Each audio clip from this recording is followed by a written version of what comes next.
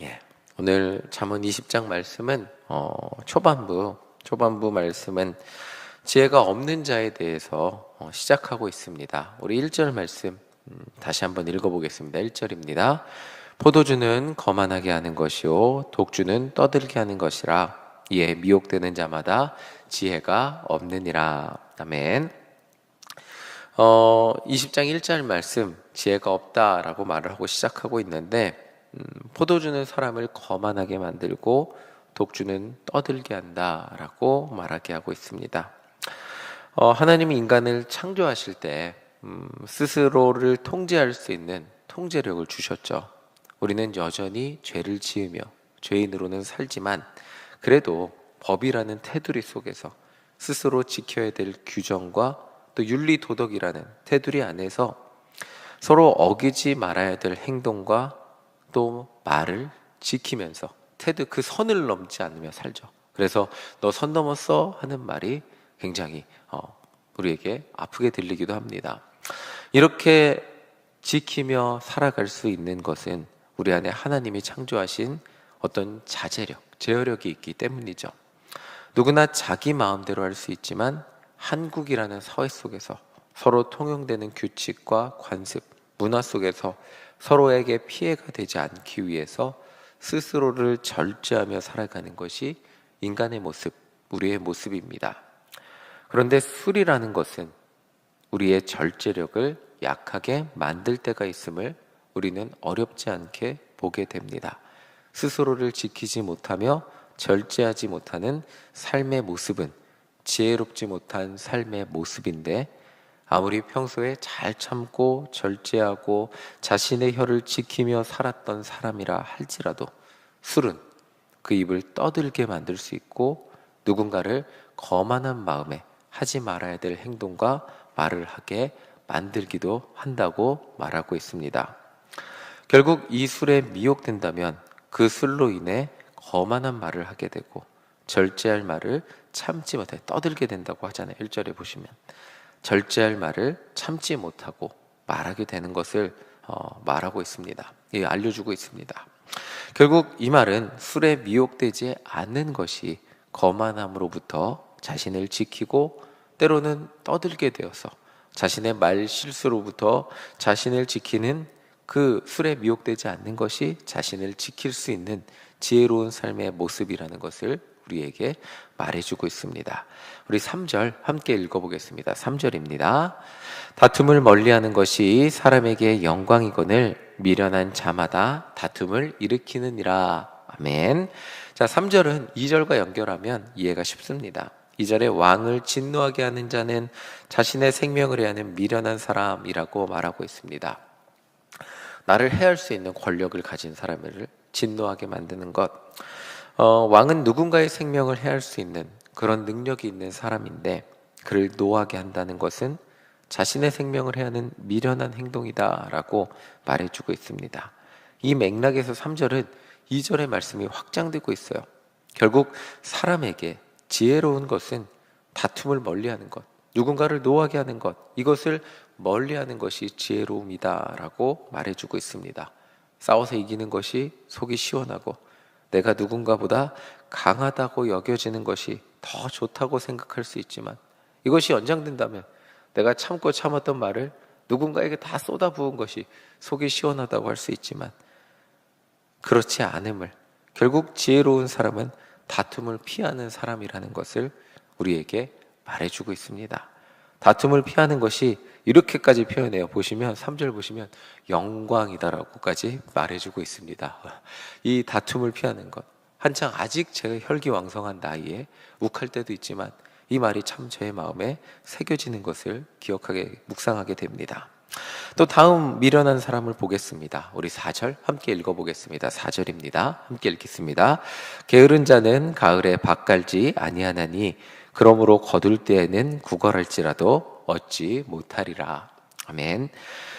중동 지역에는 가을에 저는 농사를 지어보지 않아서 이거를 전문적으로 말할 능력은 없지만 이 구절에 대한 설명을 써놓은 책을 보니까 중동 지역에는 가을에 밭을 갈아 놓아야 그 다음에 농사를 지을 수 있다고 합니다. 게으른 자는 그것을 하지 않는 사람이라고 말하고 있습니다. 그것을 하지 않고 다음에 농사를 지으면 소출이 제대로 나지 않았다고 합니다. 잠언이 말하는 인생의 게으름은 인생의 시기에 할 것을 해놓지 않은 사람, 미리 막 거창하게 대단한 것을 준비할 수도 있지만, 그렇게 준비하면 미래에 도움이 될 수 있지만, 그렇게 준비하지 못한다 할지라도 그 인생의 시기, 가을에 다 추수를 하고 그 다음 뭔가 땅이 비었고 이제 쉬고 싶은 그 마음이 들 때, 그 시기에도 할 일이 있는데 그 시기에 하지 않았을 때 다가오는 그 삶의 미래에 대해서 말해주고 있습니다.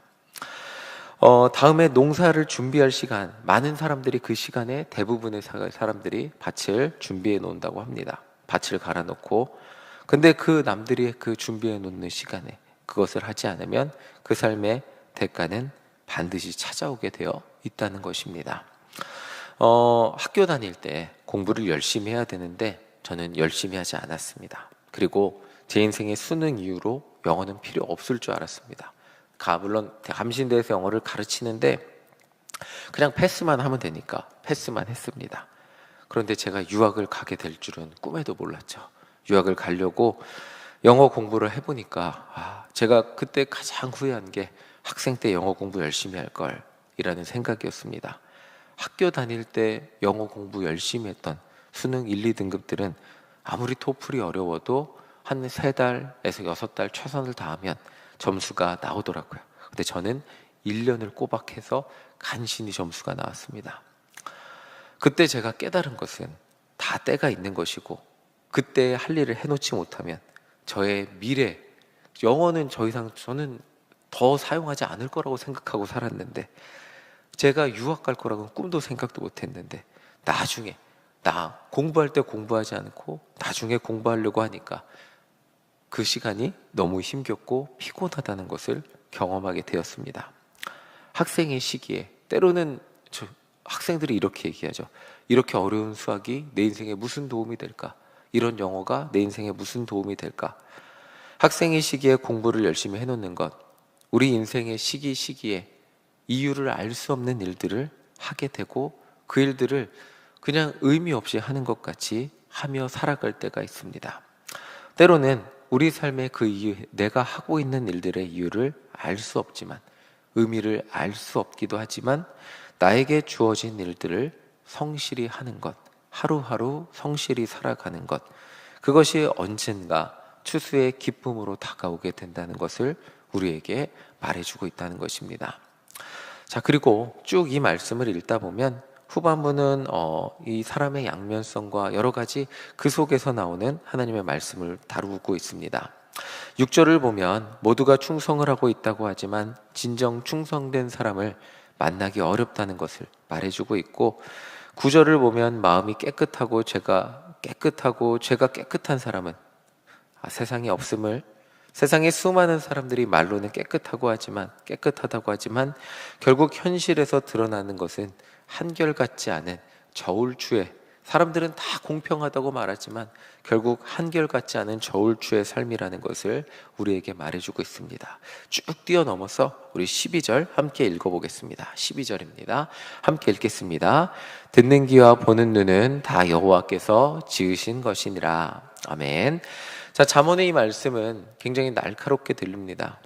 우리는 사람을 속일 수 있다고 생각하고 그런 척하면서 살 수 있지만, 누구나 우리의 말을 듣고 우리의 행동을 다 보고 있다는 거예요. 그런데 그 듣게 하고 보게 하는 모두가 갖고 있는 그 공평한 도구는 하나님께서 인간에게 창조하시고 주신 도구라는 사실입니다.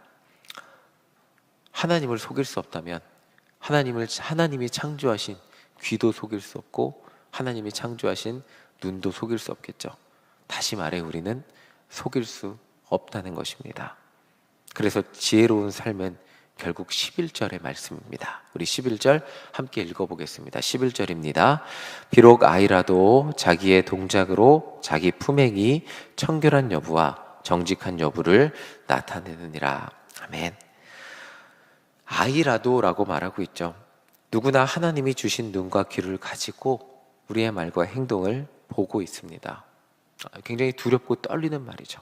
나는 이런 사람이야 라고 아무리 내가 말을 한다 할지라도, 결국 아이라고 할지라도 세상의 모든 사람은 속이며 살 수 있을 것 같지만 자신의 행동으로 자신의 속에 있는 것을 드러내며 살 수밖에 없는, 결국에는 자기의 동작으로 자기의 품행이 청결한 여부와 정직한 여부를 나타내며 살아가, 자기의 행동이 모든 사람이 보고 있고 그것을 세상 모든 사람이 나의 모습을 평가와 판단하고 정직의 여부를 그 숨길 수 없는 세상 속에서 살아가고 있다는, 아이라고 할지라도 그 속에 살아가고 있다는 것을 말해주고 있습니다. 이 말을 다시 하면 아무리 속이려고 해도 사람의 진심은 다른 사람들에게 보여지게 되어 있다는 것입니다. 아까 술도 말씀드리고 다툼도 말씀드렸는데, 내가 아무리 감추며 살려고 할지라도, 속이며 내 속에 속이며 살아가고 할지라도 술이 도구죠. 나의 연약함이 드러나는, 내 속에 있던 거만함과 내 마음속에 표현하지 못했던 말이 나타나게 만드는 도구니까 술 때문에 걸리게 되는 것이, 나의 연약함을 드러나게 하고, 다툼도 마찬가지입니다. 술은 나를 어떤 알코올의 힘으로 제어하지 못하게 만든다면, 다툼이 언제 일어나냐면 스스로의 분노에 의해서 나를 제어하지 못할 때 다툼이 일어나잖아요. 그 분노의 마음이 나를 휘몰아쳤을 때, 내가 제어하고 있던, 내가 참고 있던, 내 속에 있던 누군가를 향한 분노와 미움과 참고 있던 말들이 우리의 입술로 표현되고 우리의 행동으로 표현되게 됩니다. 우리의 연약함이 들키게 되고 드러나게 되죠.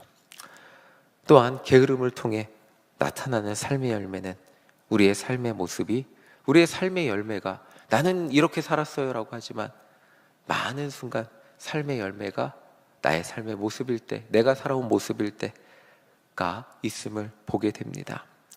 아무리 감추려고 해도 우리의 말과 행동을 통해, 우리의 삶의 모습을 통해 우리의 사실 진심과 우리 생각과 우리 마음속에 있는 생각들이 드러나게 되어 있음을, 그것들을 내가 사람들 앞에 나는 이런 사람 아니야 라고 그렇게 보여주며 살고 싶다 할지라도 우리는 결국 들킬 수밖에 없는, 모든 사람들이 가진 그 눈과 귀에 의해서 들킬 수밖에 없다는 것을 말해주고 있습니다.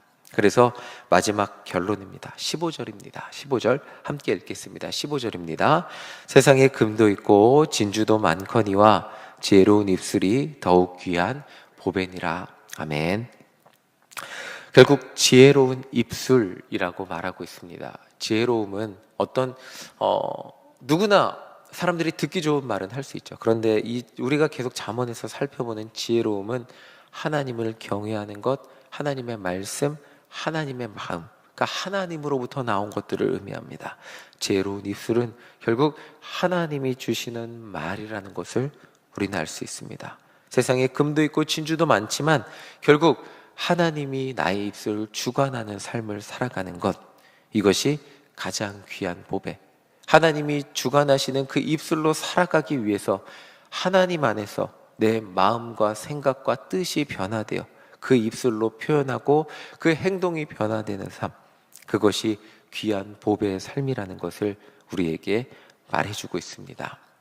우리 혼자 힘으로 그것이 그렇게 살아가는 것이 어렵습니다. 그렇기 때문에 오늘 성령님, 오늘 하루도 내 마음의 생각과 뜻을 주장해 주시고 우리의 입술을 주장하여 주시옵소서. 또한 우리의 행동도 주장하여 주시기를 하나님 붙들어 달라고 그렇게 기도하는 우리 모두가 되시기를 간절히 소망합니다. 오늘 하루 내 안에 있는 거만한 마음, 하나님 열심히 숨기려고 했는데, 죄된 마음 열심히 숨기려고 했는데 내가 말하다 보니까 실수로 튀어나왔어요. 내가 화나서 참았어야 되는데 참지 못했어요. 이런 괴로움 가운데 기도하는 것이 아니라, 하나님, 내가 어제까지 거만한 마음이 있고 미움의 마음이 있었지만 오늘 새벽 시간 주님 앞에 나와 기도했을 때 그 마음이 다 수그러들고 주님 주신 마음으로 사랑의 말을 표현하고 주님 주신 마음으로 축복의 말을 표현하는 하루로 살아갈 수 있어서 주님 감사합니다 라고 고백하고 기도하며 승리하며 살아가는 우리 모두가 되시기를, 그렇게 지혜로운 입술과 행동으로 승리하는 우리 모두가 되시기를 간절히 소망합니다. 아멘.